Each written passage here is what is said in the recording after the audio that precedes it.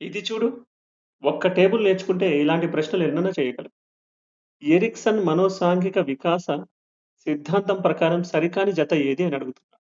పాఠశాల దశ శ్రమించడం న్యూనత సరైనది. క్రీడా దశ చొరవ చూపడం తప్పు చేశామన్న భావన కరెక్టు. కౌమార దశ పాత్ర గుర్తింపు, పాత్ర సందిగ్ధం కరెక్టు. ఉత్తర శైశవ దశలో మనకు నమ్మకం, అపనమ్మకం అని ఇవ్వడం జరిగింది. కానీ అది పూర్వ శైశవ దశకు సంబంధించింది. ఉత్తర శైశవ దశలో స్వయం ప్రతిపత్తి, సిగ్గు, సంశయం అనేది ఉండాలి కాబట్టి ఒక టేబుల్‌ని మీకు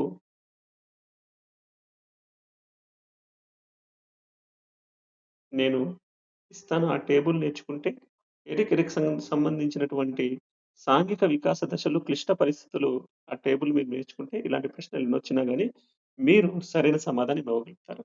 మన ఛానెల్‌ని ఫాలో అయితే గనుక సరైన సమాధానాలు మీకు ఫాలో అవుతాయి. లైక్ చేసినందుకు, సబ్స్క్రైబ్ చేసుకున్నందుకు ధన్యవాదాలు.